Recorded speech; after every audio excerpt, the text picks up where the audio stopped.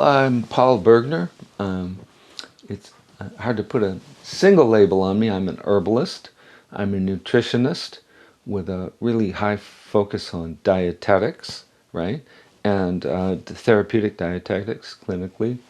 I'm a naturalist. I'm very much at home in nature. I'm very much at home alone in the wilderness. And I draw a lot of my strength from that, from nature, from being in nature that way. And I guess that's enough for why we're talking here today. I'm an educator. I've been teaching natural medicine. I started in 1973.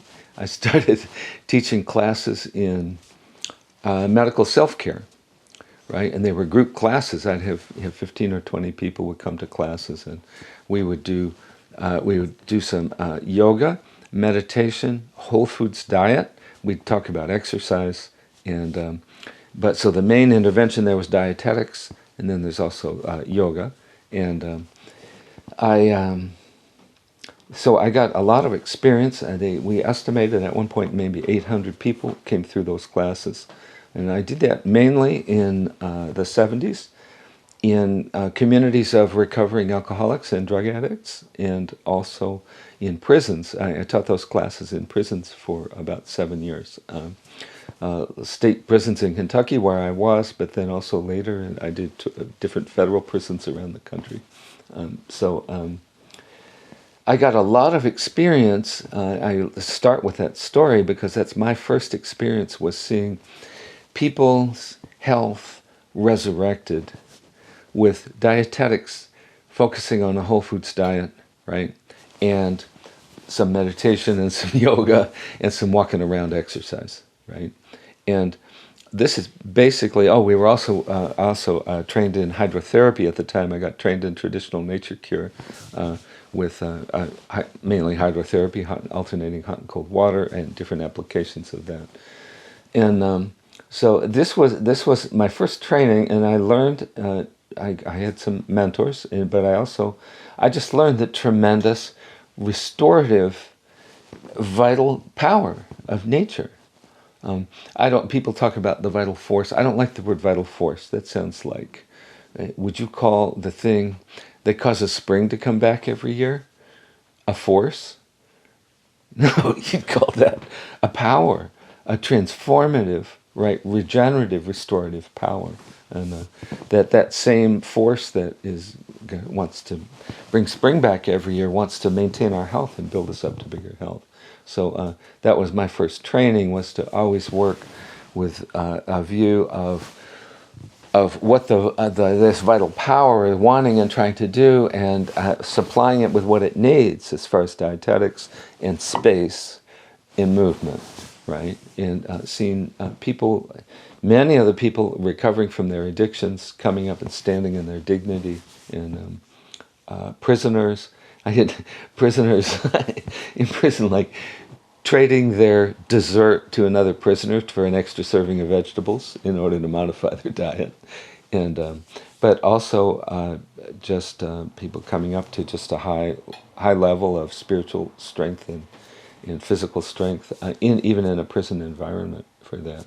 So this is the foundation. Okay, so I've been doing that for 5 years. I moved to Taos, New Mexico, and I got hired as the third manager of the Los Amigos de Salud food co-op there, meaning they had 3 managers, but I was the last hire, so I had to run all the departments nobody else wanted to run, and so they made me run the herb department. And there before me was 50 bottles of herbs, all with these outrageous label claims on it, like Hawthorne, this will cure heart disease, and I knew enough. I had most of a pre-med education in college, and so I knew enough. So I ordered at that time, this was 1978, I ordered all the books in print in North America on herbalism, 1978. There were 7 of them, right?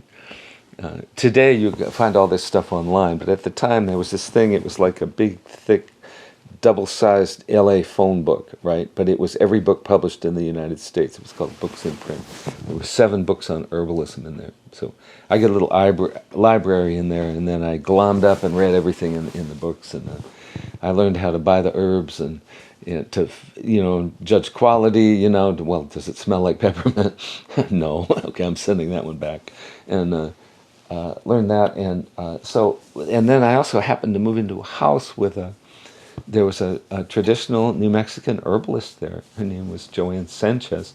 I'm sorry, excuse me, that's the wrong name.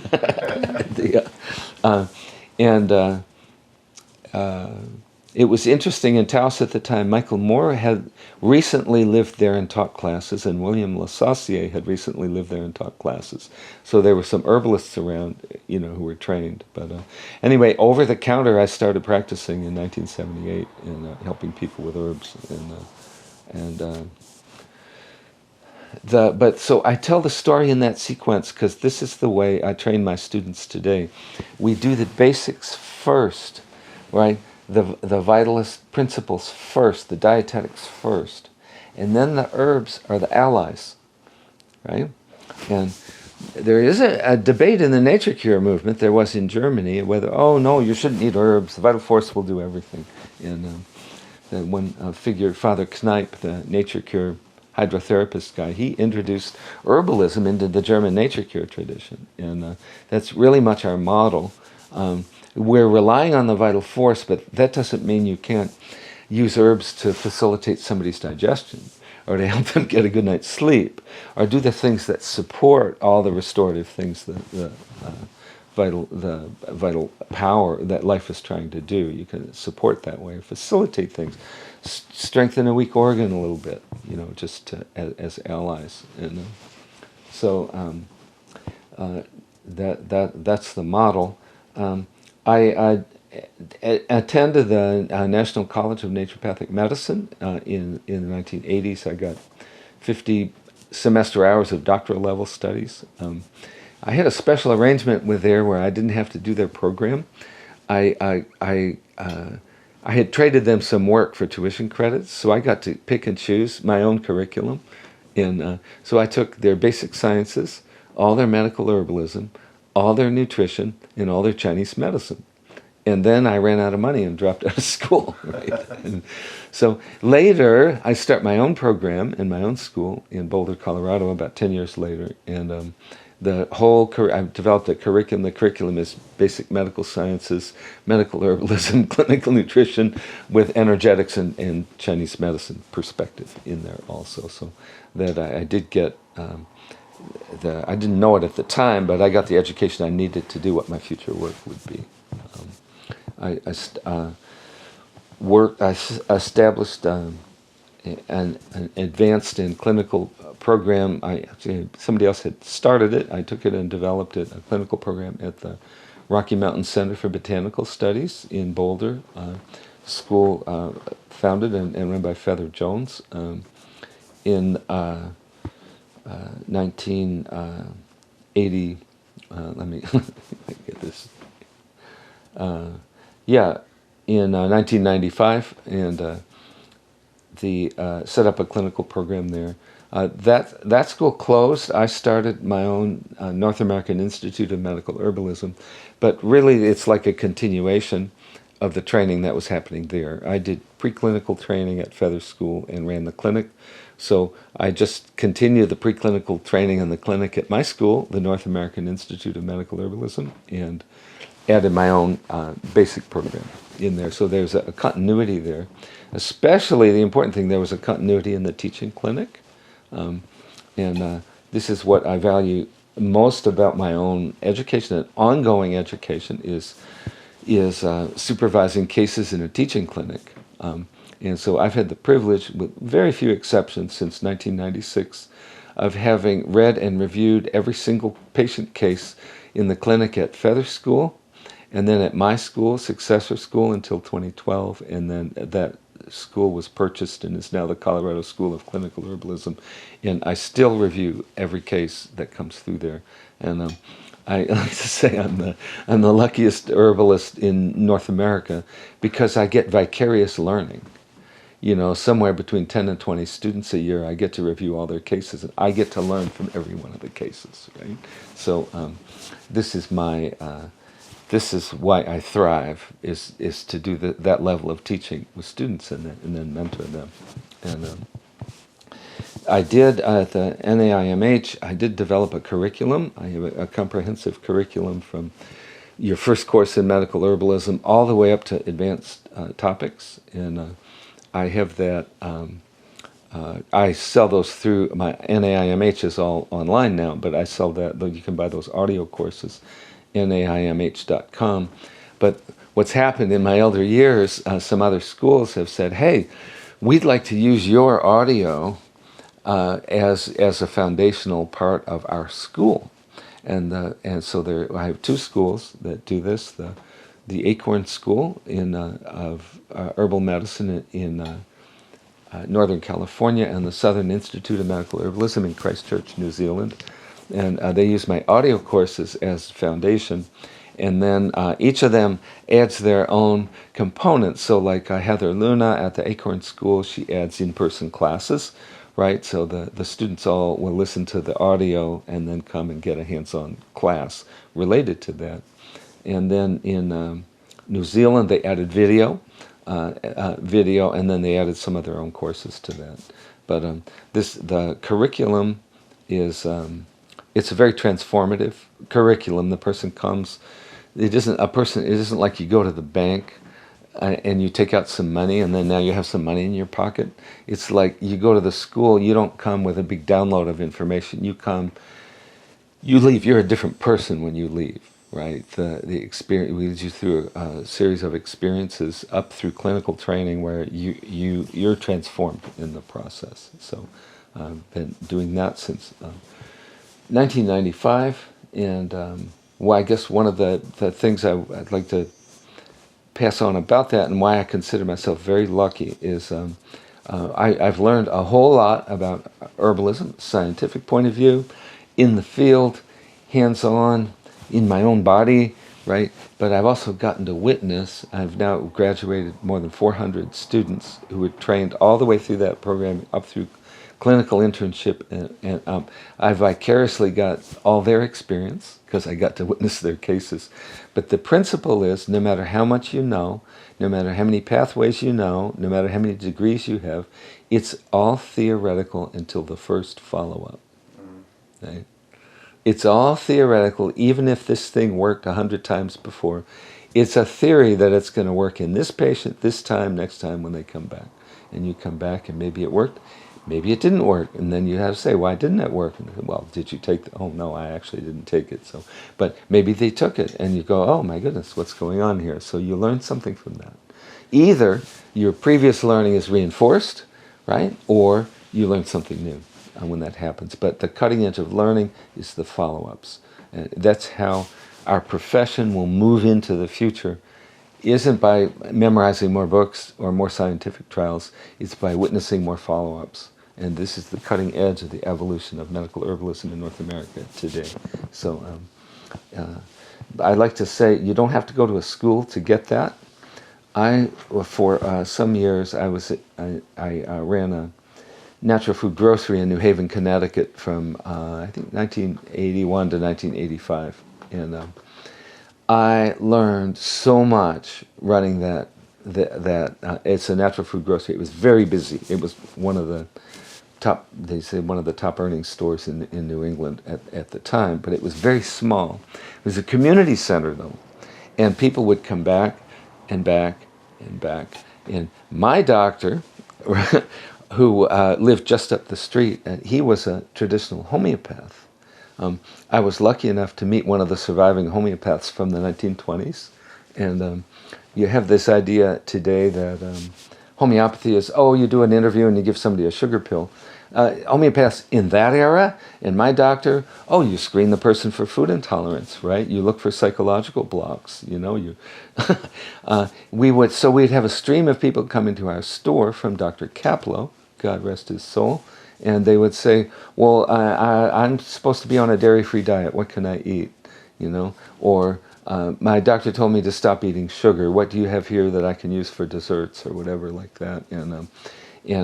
But also people would come and people always want to talk, and they'll say, "Oh, I did this," and you ask them, "Well, how did that work?"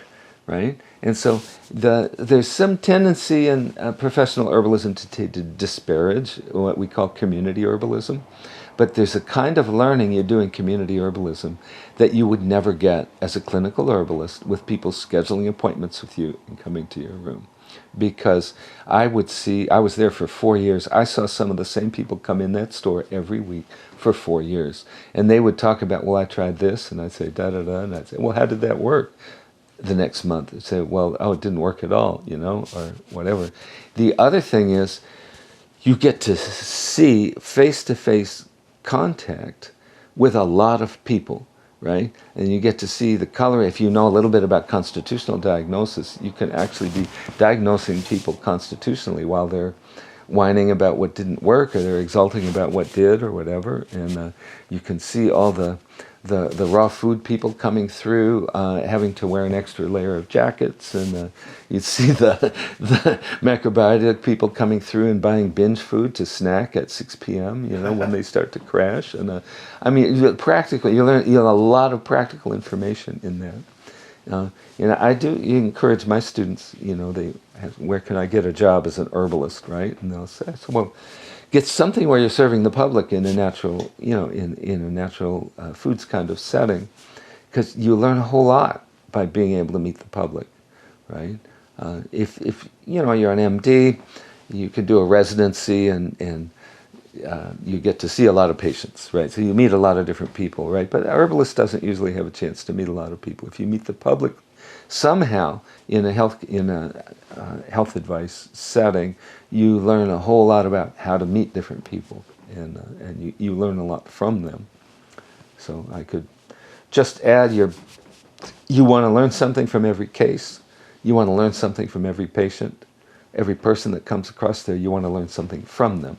You're not there to pontificate for them. You're there, you're working cooperatively. They're going to make some changes on the follow-up. You're going to witness what worked or didn't work. You negotiate what it is they're motivated to do, or what they're not motivated to do. You're getting to know the person like that, and you form a relationship where they can actually engage in some personal transformation, not just take an herb to make something go away. And I guess that's an introduction. Who I am. I was working with dietetics primarily the first 5 to 7 years. I did get advanced nutrition courses at the Naturopathic College, and a lot of a study on my own. I've studied on my own. I studied nutritional anthropology up to the point where I've actually taught that in master's programs now. I started that in the 1980s. The question being, what is the natural diet of Homo sapiens? Just as a big, broad, generic diet, not to join a paleo diet cult or something like that, but it's an important field of study. What is the natural diet of this primate called Homo sapiens? What diet did they eat for 2.4 million years?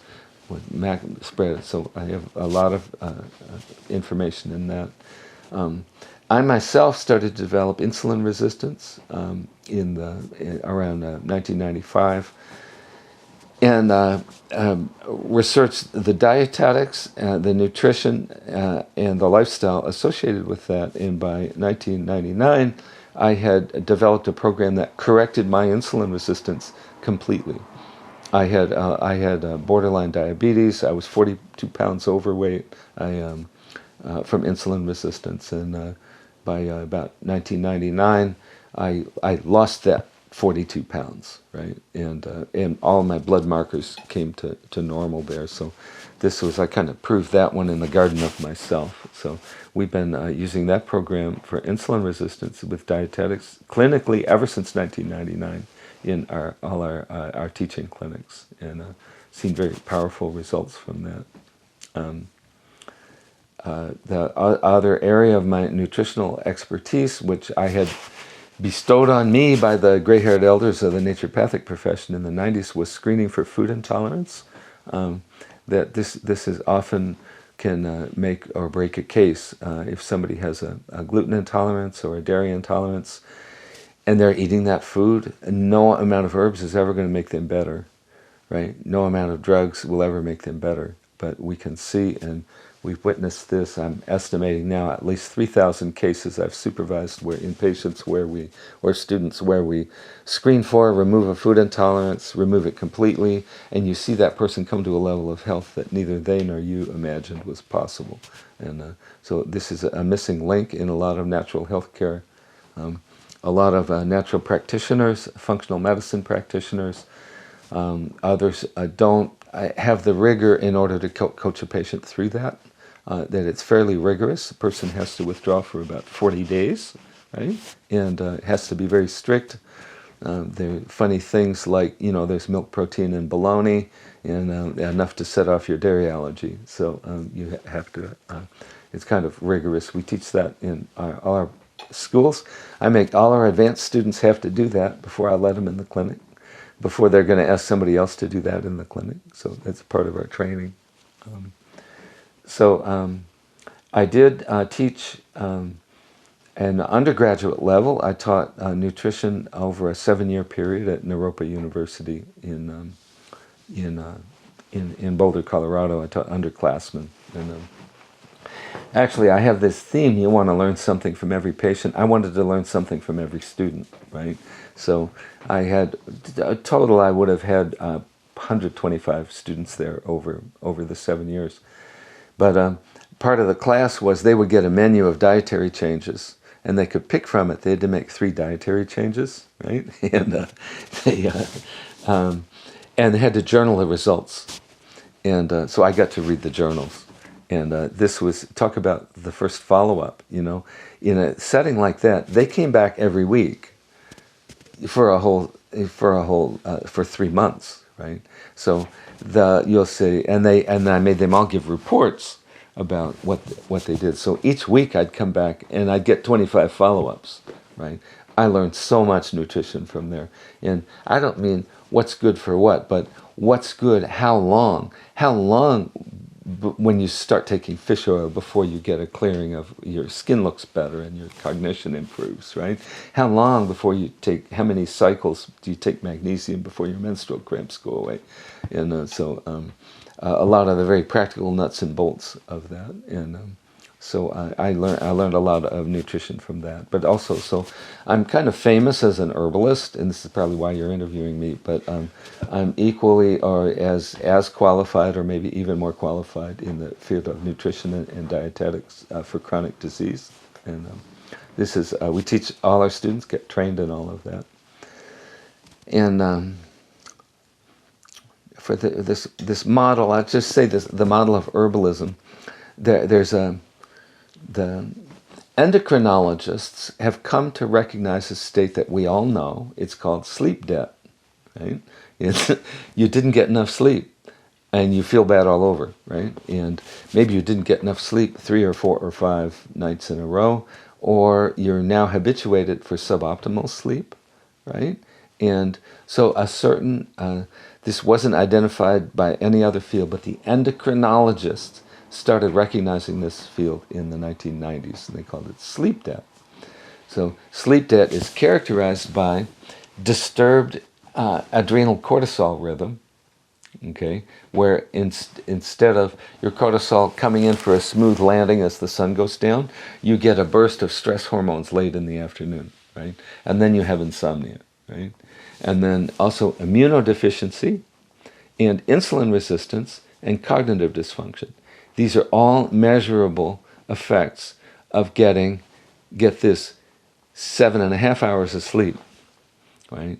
Now, to study it, they do extreme, like they'll let people only sleep 4 hours and then they'll study the changes. But those things occur, they find them at people who are sleeping 7.5 hours of sleep a night. And I've worked with sleep ever since the late around 2000 with all our patients. We look at that, and we've had patients who they couldn't control their blood. They had pre-diabetic blood sugar when they were sleeping 8 hours a night, but when they slept 8.5 to 9 hours a night, they had perfect blood sugar control. right? And what I'm going to come to, the model of herbalism is, so you have this person who has insulin resistance and immunodeficiency, frequent colds and flus, cognitive dysfunction. What are you going to do? You give them some cinnamon for the insulin resistance, and some ginseng for the fatigue, and some ginkgo for the cognitive dysfunction? No, no. How about coaching them about sleep routines, right, and giving them some sleepy time herbs, right? Restore their normal sleep function, and all the other branches of that root go away. So you see, that would be a move from more complicated herbal therapeutics to simpler herbal therapeutics in conjunction with lifestyle, right? So I can say I've been what I've learned, everything's theoretical till the first follow-up. 1996, we started reviewing cases right up its contemporary now, and over that time, all my ideas about therapeutics have gotten simpler. Simpler, milder herbs, simple basic herbs. There's no one big fancy Cadillac herb with a specific indication that's going to be a magic bullet for this person. You're going to work with the dietetics, you're going to work with sleep debt, you're going to work with their motivation, work with their inspiration, what is their calling in life, what are they here to do? We can ask questions like that. So we see, anyway, but then herbs, gentler, simpler herbs, simple dietary, simple foods are often what makes the difference there. So that's, I guess that's my story up to there. Say someone comes to you and says, I want to be the best clinical herbalist I could be. What steps should I take? How would you answer that? Okay, well, if this is just somebody who knows nothing and they say, I want to be a clinical herbalist, right? Well, I know the way our education is trained, the first thing we do is teach a person how to sample herbs, right? We teach what they do as far as, this herb will do that and this herb will do that. But then this is our very first course. You want to turn that person into somebody who takes and tastes herbs, right? And we teach them what to pay attention to. Is this more sweet, bitter, sour, acrid? What is the flavor? Does this seem to warm me up, or does it seem to cool me off, right? Does this seem to make my energy float up toward the surface, or sink in and firm up toward the core? And other questions like that. And so our entry-level students in the classroom, or our distance learning students, they do this repeatedly, and they journal their experience with that. And so the first step is to turn you into a person who takes and tastes herbs and assesses and feels their effects in their body. Right? And then the next phase of our training, we teach people about 50 more herbs. By this time, they know 65 herbs or something, but they're continuing to take and taste them. But then they learn them in groups of, these are some herbs that will help you rest. These are some herbs that will help you digest your food, right? These are some herbs that are, that for when you're in pain, for when you have a cold. So this phase is turning the person into a person who uses herbs, right, for themselves and family and friends, right? This is a normal stage. I really think any of these stages, you can't skip one. We saw, I could consider it kind of an experiment they did in England over the last 20 years. They developed this group of college diploma programs in herbalism, right? And I, communicating with some of the old timers over there, they said that people are coming out of the college, they don't know how to practice clinically, right? That they skipped all these other levels, right? And they just learned some stuff out of books, and I didn't know how to do it. So you can't skip that level. You need to be a person who takes and tastes and feels herbs, a person who uses them, takes them, makes them for your own issues. And then we teach how to treat a cold, how to treat a sore throat, how to treat diarrhea, how to treat constipation, etc. like that. Then you can learn those things. So that would be an order for learning them.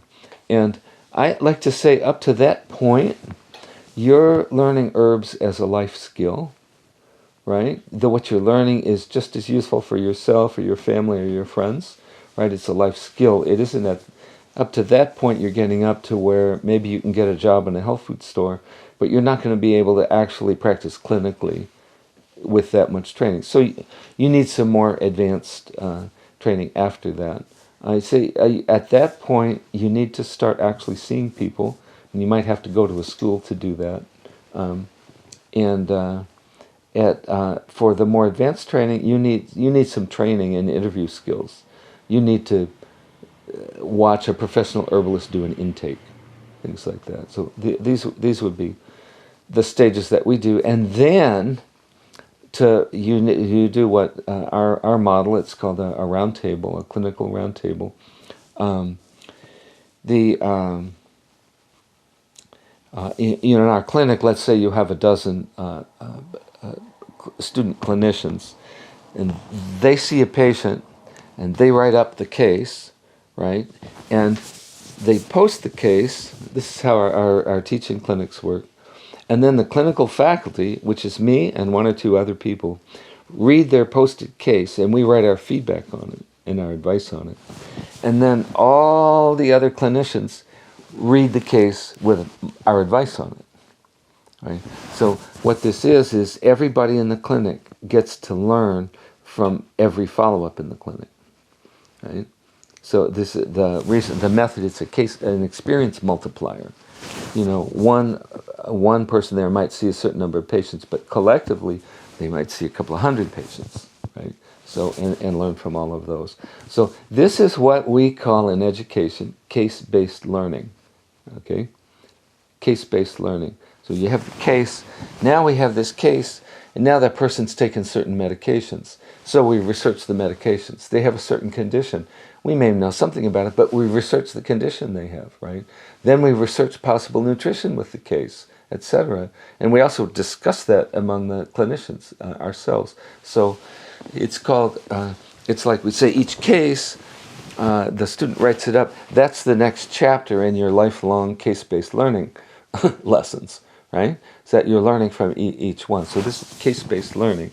And I'm going to jump back to the beginning, right? Is you can break education into the basic level is learning tools, terms, and concepts. Okay? You're learning, this is a tea, this is a tincture, right? This is Latin names, these are the names of things, concepts of formulation, and so on. Tools, terms, and concepts, right? And the analogy there, if you're learning gardening, is this is a rake, this is a hoe, this is soil amendment, this is, right? These are the tools, terms, and concepts of agriculture. Okay. The next step is applying the tools, terms, and concepts. Okay. And that is, well, if it's a garden, okay, we're going to do a demonstration garden, right? You're all going to participate. We're going to hoe and plant the seeds, a demonstration garden. Okay. So this is like, after your basic herbal education, you learn advanced therapeutics. You're learning the applications, right? And of course, you should be practicing on yourself, right? But that's the applied tools, terms, and concepts. But the ultimate learning happens in the next phase is called case-based learning. And that's where you have a reality-based case and you're learning from that. And so, my answer to somebody, if you want to be a clinical herbalism, you have to get enough training to get up to where you can get some case-based learning under a mentor who knows how to interpret and teach you what's coming out of that case, right? Then you can become a clinical herbalist. There is another track for that question, though. I used to ask this question on the first recruiting call at my school. Somebody calls, I'm thinking of coming to your school, right? Well, we do some introductions, and I say, do you think you have a calling to do this? Why do you want to be an herbalist? And if somebody says, I want to be an herbalist, well, I really like to make money. It's something I like. I say, I think you may have picked the wrong profession there. The recruiter, I tell it, there's no guaranteed job that you get when you get an herbal certificate, right? But then I ask the question, and I'll pass this on to everybody here. Do you think you're called to do this? Do you think you have a calling? And I say, over the years, I've never heard, when I say, do you think you have a calling to do this? I've never heard anybody say, What do you mean, calling? People know. We know because the calling is this. We're born with a purpose, right? That calling is there. It's tapping us on the shoulder. I like to say your calling is that thing that if you're doing it, the universe conspires to make you succeed, right? And if whether you're making money or not, right, it is to make you succeed. If you're not doing it, the universe conspires to make you miserable, right? And you will stay in that misery until you get back on your calling. Um, so this is why, and I have a reason for this. I first met the larger herbal community in 1986. I went to the Brighton Bush Herbal Conference there. And I had been, herbalists, in those days, herbalism was somewhere between marijuana dealing and health fraud. There's nothing, no social status to it whatsoever. Just weird out there. So somebody who was an herbalist, it's just weird out there. At least I'm referring to our white community, the white privileged community that most of herbalism is today, but they're in North America. But the Brighton Bush. So I go to this and there's 80 people there. This was the only conference. If you can imagine today, you can't even count the number of conferences in North America, much less the number of people at them. But it would be in the thousands, many thousands. And there was 80 people, and they were in a room, and I had this feeling in this room toward the last day. I was just like, my feet weren't on the earth. It was just like this buzz was in the air. And I said, what's going on here? And what I realized is that everybody in the room, my one-liner is, they all talk to plants and the plants talk back. And it was the first time I'd ever been in a room with 80 people who talked to plants and the plants talk back. And but I saw the people there, and there was some of the people there in that room. There was a fire in their eyes, right? This is the 80s, man. There was a fire in their eyes. And I can point to some of those guys who I saw, they had fire in their eyes, who started companies, they started schools, they did all this stuff. And the reason we have what we have today, this huge tsunami of herbalism, is because not 100% the people in that room, but people in that room and a few other people like them had fire in their eyes. They had a calling. They said, I'm going to do this, whether I'm rich or poor. I have to do this. I'm going to do this. And they did that. And I got to witness that. It's a unique thing. An elder, I'm 75 years old, but I have seen a lot. This is my 50th year, right? But I have seen a lot of, by now, I've seen people become new herbalists and then watch them get 40 years of experience. It's really, really amazing to watch what has happened. But what I saw, and I assessed it over the time, and I actually say where I really, really got language for it was sometime in the late 90s. Some students from Bastyr University came to visit me in Boulder. And these were herbalists who had gone to Bastyr in order to get a doctoral degree, right? So, but they were herbalists, and they'd finished their first year, and they decided to travel around the country and visit elder herbalists and ask their advice. So before they had visited me, they had stopped at the Lakota Reservation, right? In the north there, in the northern Great Plains. And they had been led to an elder, and the Lakota Elders, my experience, they're very famous for cutting one-liners, right? Like really speaking the truth like that. And the guy, they asked him, and he said he was quiet for a while, what their advice was. And he said, well, you should go out on the mountain.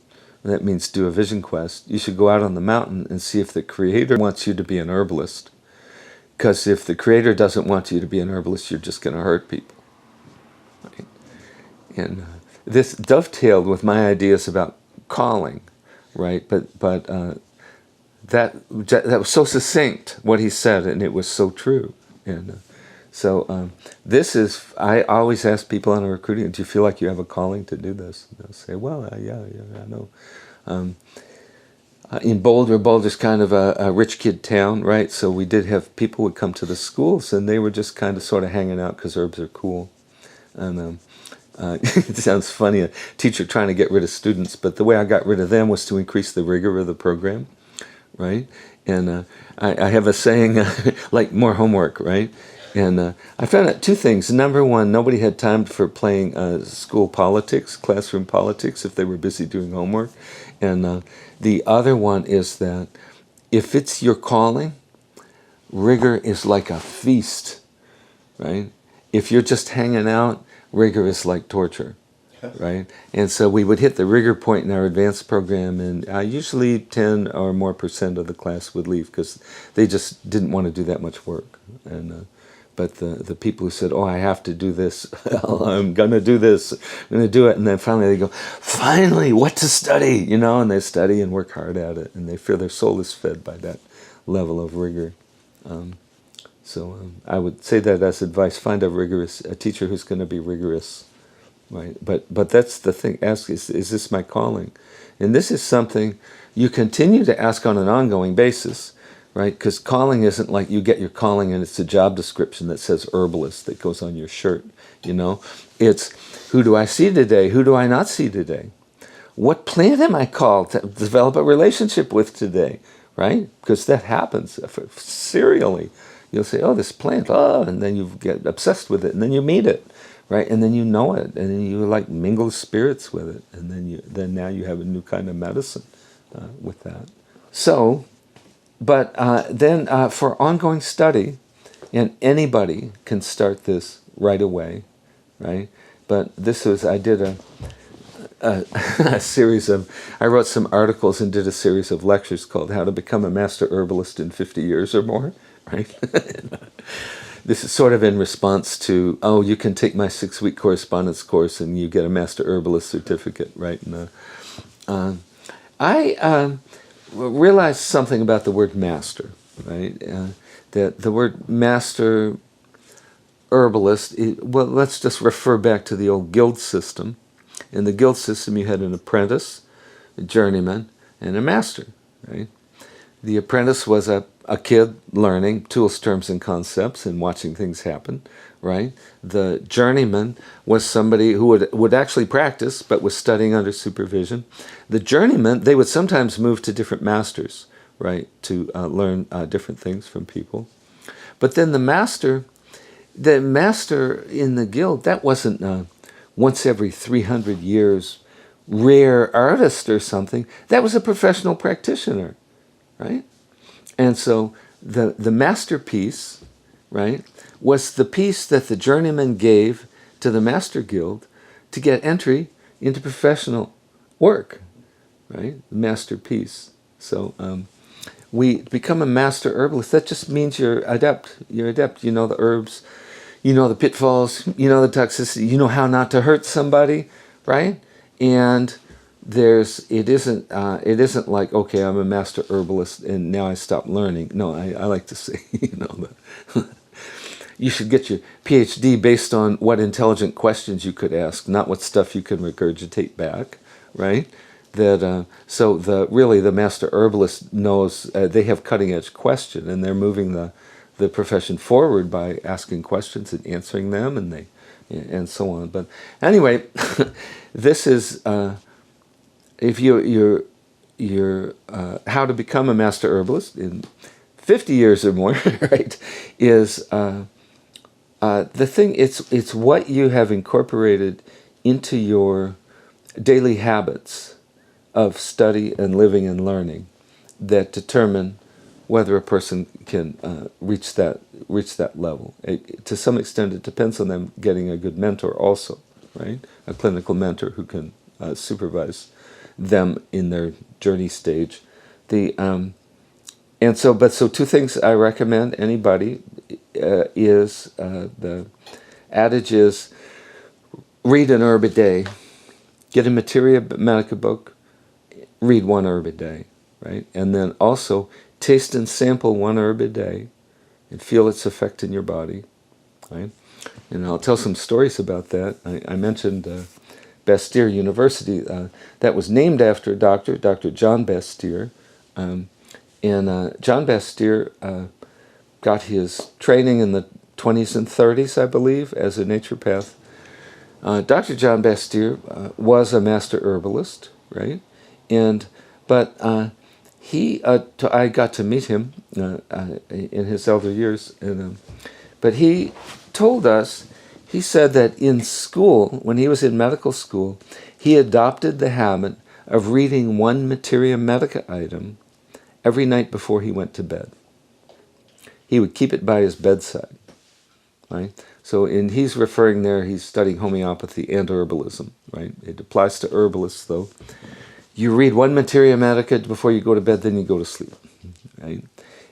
Every night. It's part of your routine, right? Now, the nice thing about whatever you do before you go to sleep, your brain kind of works on integrating that while you're asleep, right? And so he had done that. He said he was still in that habit. I met him when he was in his late 80s, and he said, "Oh, I've done that ever since I was in medical school." So I tell my students on the first day of school, read an herb a day, and maybe in 50 years someone will name a university after you, right? But if you don't study at that level, probably no one will ever name a university after you, right? The other one, the take an herb a day. Now, different people do this, but Dr. Bill Mitchell was a naturopathic doctor and herbalist. God rest his soul. He's passed on, but the two of them, Bastyr and Mitchell, really kept traditional naturopathic herbalism alive in the curricula and of the naturopathic schools. But Dr. Mitchell, he said he would go into his clinic. He had a day and have his shelf with all his tinctures on it, materia medica. He would close his eyes, take a bottle off the shelf, take some in his mouth, hold it, feel what it does, and learn what it is, and maybe try to guess what it is, right? But really feel it. And that was his daily practice. So my aphorism is, read an herb a day, take an herb a day. And as far as this, I mentioned this before, that our first thing is to turn somebody into somebody who knows how to taste an herb and feel its effects and evaluate its effects. This is, I like to say, your materia medica. Let's just say you're going to learn 150 herbs, and you know them all from the book. That's where your intellectual materia medica, right? Our goal is to have an organoleptic materia medica in your body, where you know the feeling of what those herbs do when they do that. There are things that can be answered that way that can never be answered in a book. This is an obscure reference, but the physiomedicalist William Cook said, one must pay utmost attention to the times of the herbs. What does the times of the herbs? That means how long after a dose do you feel it? How long does it last? How long does the effect last? Right? I would add to that, how many days in a row can you take it before you start feeling side effects? Right? How long should you take it? Some herbs, you could take nettles tea every day for a month, right? But I wouldn't advise somebody take dandelion tincture every day for a month, right? That there'll be a certain number of times you take it and things. So this way of sampling herbs, this is how you learn these intangibles about herbs that can't be taught in a book. You'll say, well, this herb is bitter. Well, how bitter? How persistent is the bitter? Some herbs are just a little bit bitter, and you taste it and you forget about them 10 minutes later. Some herbs, 4 hours later, you can feel the effect of the bitter in your body. So the only way you're going to learn that is by taking them. And I like to say, even if you've taken them 20 times before, the next time you take them, you're going to learn something else about it, because you're going to put it in a different context now. Now you have another time of experience that have gone on. You have things that you can integrate in with it there. And I could just mention that you can sample an herb. You can just put 3 drops on your tongue, hold your pulse, take 3 drops on your tongue and feel what it does, right? Okay. Then, I say at the 10-minute point, it'll have a certain effect at that point. It's usually eliciting a vital response at that point. It's not a pharmacological effect, right? And then you can take like a regular medicinal dose, like 20 drops or something. and feel what that does right away, and then what that does at 10 minutes, and that does at 20 minutes. Often by 10 minutes, you get a second wave of effects, and you'll start feeling the pharmacological action as it starts to circulate in your body, usually by 10 minutes, sometimes by 20 minutes, right? Okay? And then you can then evaluate how you're feeling up to about a half an hour after you've done that. So that's one thing. The other thing is then, that's one way of learning, and you can think like, well, this is really relaxant, right? Or this is really stimulating, or this is really hot, or this is, rises to my head, or this, I feel this in my pelvis or my heart, and you learn things like that.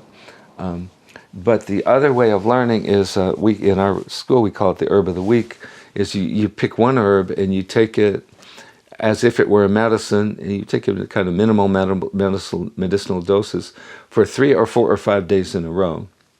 And this is the next part of learning, of tasting learning, is sometimes by the third day, you really feel what that herb is going to do, right? You thought, oh, this is a little bit warming, on the first day when you sampled it. I'll never forget the first week of school, second week of school, we're talking about relaxant herbs.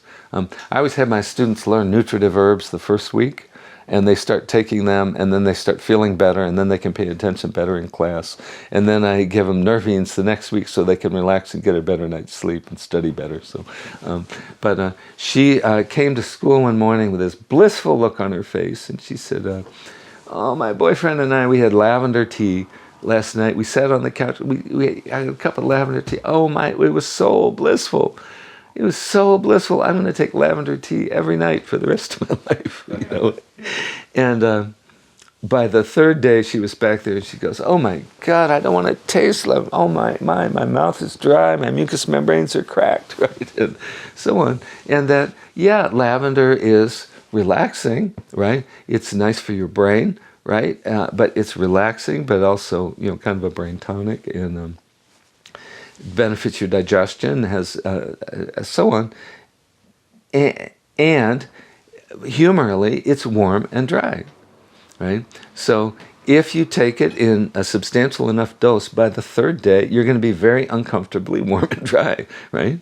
And so this is one of the, I know we have, the idea of energetics came into herbalism in North America during my career, not kind of early in my career, but so we have a lot of this now. But a lot of people, I think, they're basing their energetics on a first tasting, and rather than taking it really persistently and really seeing what it does. And with that, you learn how long before it has that effect. A great example is many of my students have chosen yarrow as their herb of the week. And almost invariably by the third day, they say, I can't take this anymore, it's too dry. Right? It's too dry. They would feel pathologically dry. And I've never seen that in a book. Right? So this is what you learn in the book of experience. So this is the general answer of what do I do if I want to be a clinical herbalist? You have to know that in your own body before you start telling your patient to take a cup of yarrow tea every day for a week, right? You need to know those kinds of things, how it feels, how long, how much. Maybe you're going to go back, they're not going to take a cup. This a common mistake people take. They think, oh, I'm going to take a tea. Okay, I'm going to take 8 ounces of a tea. Right? No, look in the old medical books. Sometimes 1 or 2 ounces was the dose of the tea, right? You can repeat that. So many times, especially for sampling, get a shot glass and take the tea in a shot glass and see what it does, or a 2-ounce shot glass if you keep 2-ounce shot glasses around. So some of the old books would talk about a wine glass full. That might be 4 ounces.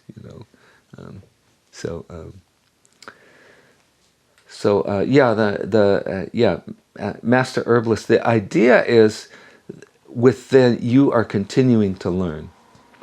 I have an aphorism for myself. It would be easy once you know a lot to get inflated. And the way I deflate myself is I repeat this. This is an aphorism. This happens naturally for me, but the amount of information out there that I'm curious about, right, that might help another person, right, in a clinical setting, infinitely exceeds what I already know, right? And then beyond that, the amount that I don't even know about that could help somebody else infinitely exceeds that. And that I am hungry and curious to learn the next thing that might help somebody. I've been practicing this is my 50th year, and I have that level of curiosity, like appetite, to learn the next thing. Where would you like to see herbalism, herbalists kind of head? What I would like to see for the development of the art is we need to, what I've been talking about, we need to read an herb a day, taste an herb a day, but I'm going to elaborate on that a little bit. There's a book in the physiomedicalist herbal tradition that was published in 1898, right, by T.J. Lyle. Is the physiomedicalist therapeutics book, and that book was reprinted by the British herbalists in the 1930s, and then that with Materia Medica, and that became their standard book for training from the 30s through the 70s or 80s, right? Or for a time that was their standard textbook. So you can get that book on the used herb market. I have one right up there, and it costs a couple $100, right? You can get a copy of the British version of that book, and I had one copy. I had two copies. I gave one to a friend, and but then I saw one online for $20, and I go, whoa, what's that? So I get that. This book has.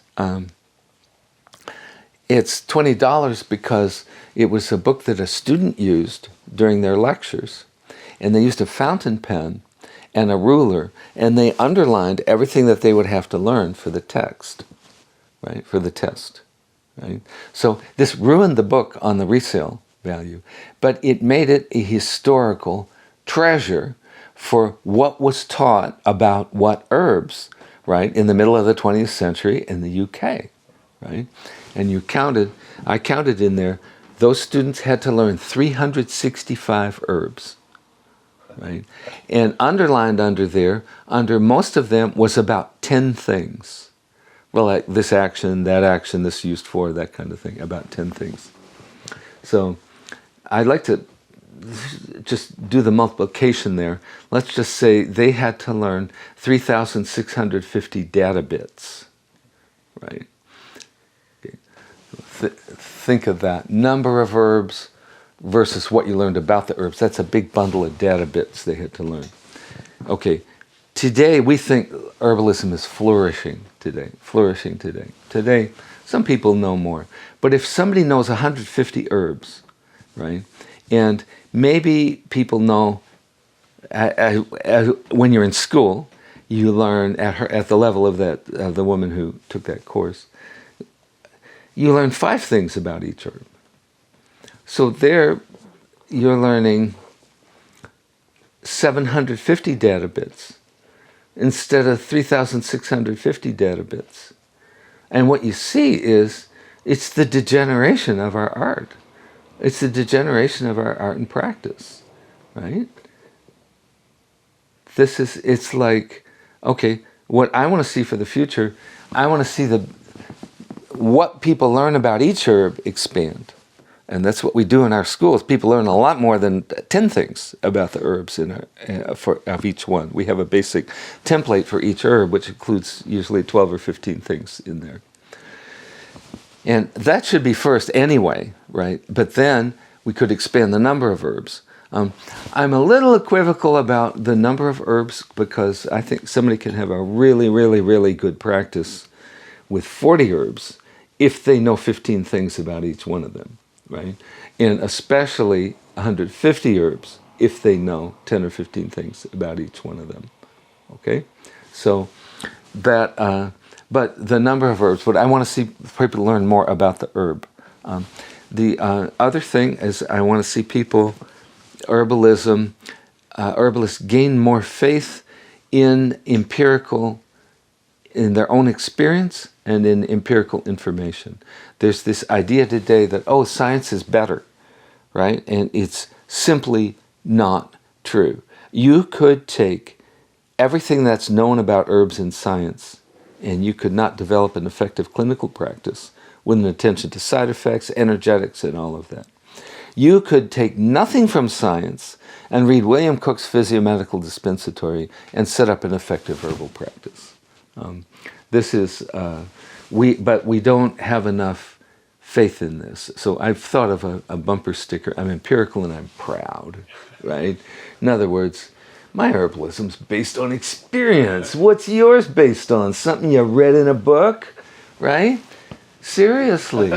So, okay. So this is the other one, is I want to optimize actual clinical experience. People need more of that. So I have I saw in the history of the American Herbalist Guild, they did a really beautiful shift they did in the culture of the American Herbalist Guild sometime around 2010, is I think they reframed and they said, well, you know what? We're not just here for our members, we're here for the whole herbal community, and we're going to make all our old lectures available to anybody who'll pay $50 for a membership, right? And they did a shift to becoming an educational organization. Yay, right? They're going to help people. That's great. That's a great move for the future, because people could read more, study more, learn more like that. But, okay. And then, yeah. The other thing is people need to develop, we have this thing, we have to prove we're scientific or whatever. Okay, that's okay. But we need to develop a healthy skepticism about published scientific trials. Most of what's in the literature, where any of the authors is a member of a natural products company, is a rigged scientific trial, right? It's a biased scientific trial. We have all, I won't even go into all the ones, all the things. They're what I call urban legends. Urban, Herban, legend, right? And urban legend is something that just simply isn't true. And it was invented either because somebody made a mistake, right, back in the 80s, saying that echinacea loses its effectiveness after 10 days. Somebody made a mistake saying that, right? And but that's in books and magazine articles all across the land, today. Or it's deliberate spin that natural products industry put there about it. So I see the future. We need to develop a rigor of critical thinking about our herbs, right? And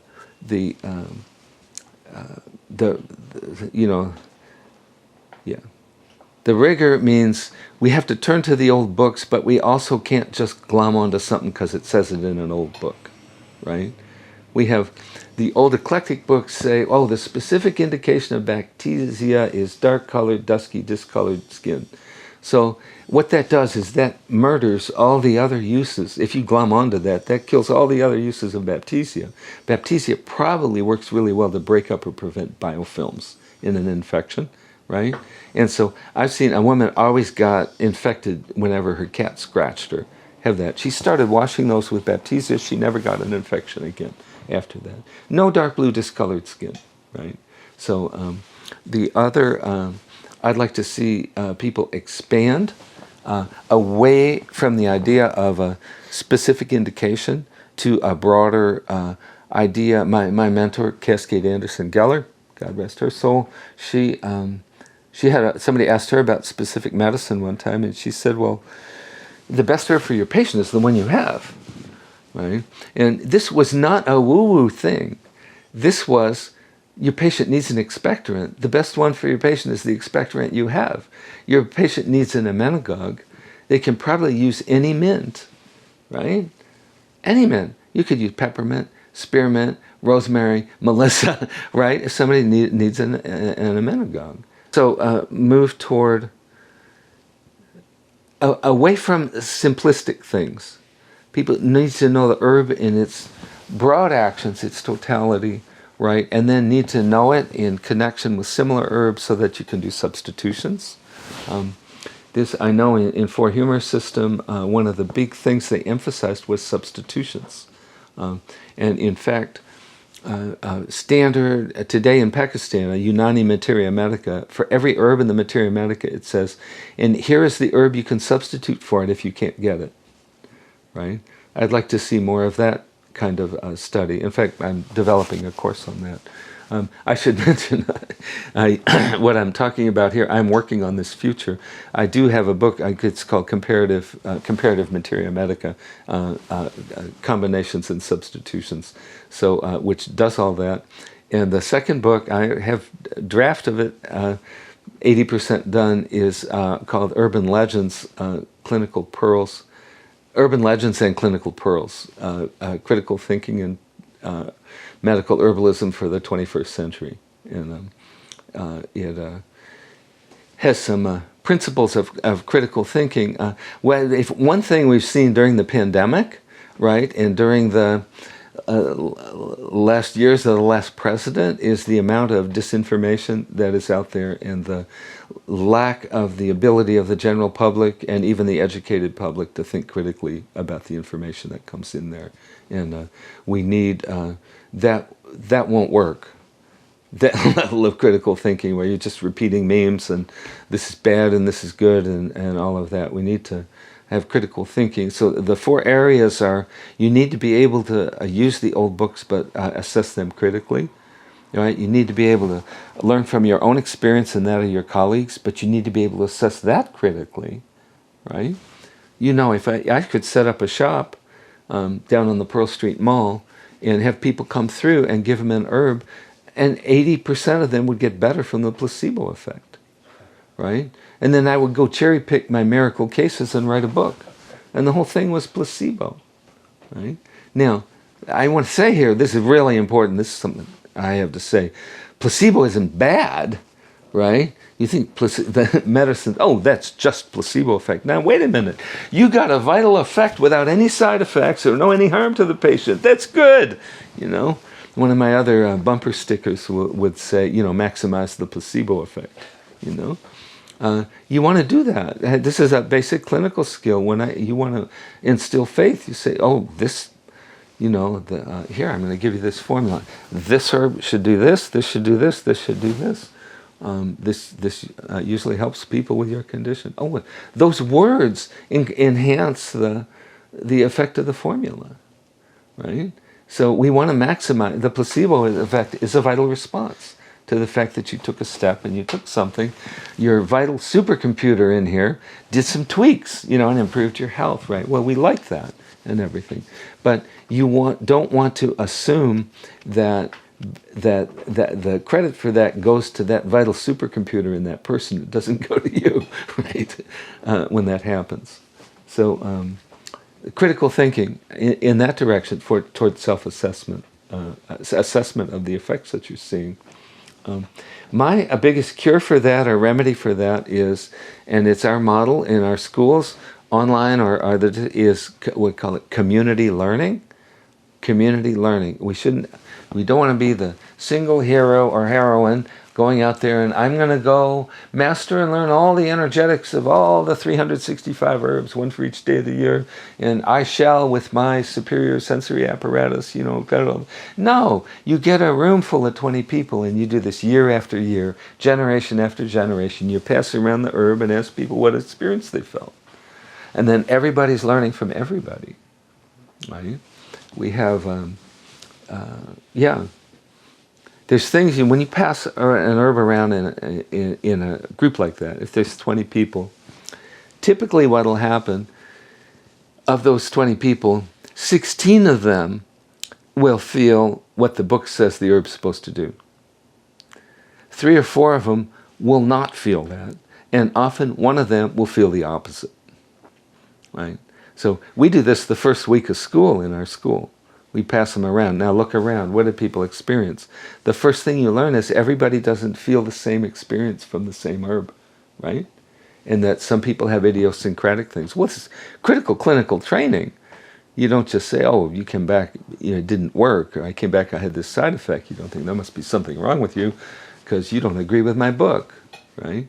No, this is the book we're learning from is when they come back. So we teach with community learning. So I like to say it's the Tom Sawyer thing about Tom Sawyer painting the fence. He tricked a bunch of other people into painting the fence for him. This is my Tom Sawyer method of teaching, is to make everybody in the classroom sample an herb and then tell each other what it did to them. And then I'm up here, I'm just learning, right? And they're doing all the talking, right? And they're doing all the learning. But they really learn it because now each 20 people, 19 people, right, it learned from that person. It's as if those 19 people had a follow-up on a case, right? And then they go around the circle. You're multiplying the actual, what we call a follow-up. It's when somebody took something and you see what it did, right? That can be in your family, it can be in a health food store, it can be in a clinic, it can be in a classroom. But so this is my other schools I know do this. I was just visiting Joanne Sanchez at her school in Phoenix, and she does something very similar.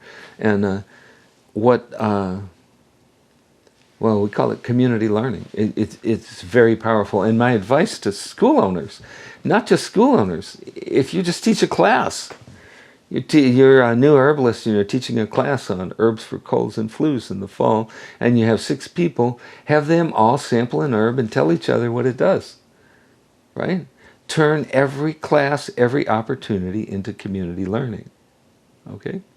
And then you get to learn more from all of that. But then they all learn more also from each other. And they're learning at the level of grounded follow-up, not at the level of just passing on information. So, Dr. Scudder said, so Dr. Felter said, so Dr. Ellingwood said, so whatever like that.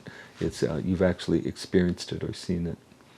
So that's kind of a rambling where I'd like to see herbalism go, but the critical thinking, that helps with critical thinking of what an herb does, is you have community experiences with it, and then you can do that. And then scientific critical thinking that requires education, right? You have to know what the cytochrome P450 system is before you can read about liver detoxification, and you need some education to do that.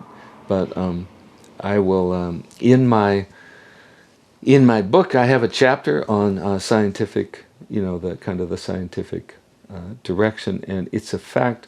If you would look in the old books and your personal experience and ask teachers of your own generation, that will be much more useful than everything that was together written in science. And a lot of what is in science isn't true, or it's very incomplete. So I would hope in the future that herbalists will become less enamored of trying to win the respect of the scientific establishment, especially clinical herbalists, because often the scientific stuff is the least useful information. Right, the most useful information is to be what you found in the old physiomedicalist book or the whole Four Humors book, right?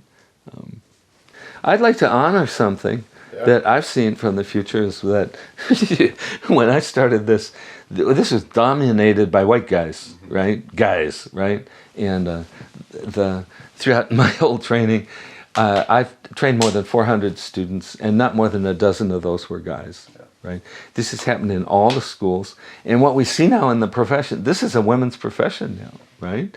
The guild is run by women. There are a majority of women speakers at the conferences and everything. And I say, more power to them. The whole thing is much more collaborative. There's much more learning going on.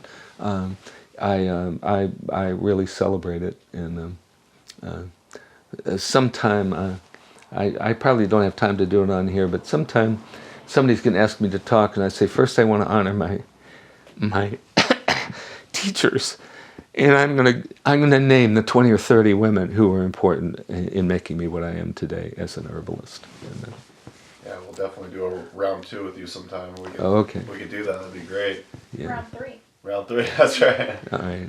Would you like to just kind of let people know where do they learn more about you and your work? My school is North American Institute of Medical Herbalism. It's NAIMH.com. You can see our whole curriculum, audio courses. You can buy the audio courses. You can just buy the materials. You don't have to pay the tuition and get faculty support. Most people do that. And also there you can see links to the schools that use that curriculum, the Acorn School in Northern California, the Colorado School of Clinical Herbalism, it's now in Lafayette, Colorado. It was in Boulder, and they use that curriculum. And I am also a clinical mentor in that clinic at that school. And I think you could find out anything else there. All right. Okay. Thanks, All right. Paul. All right. Thanks.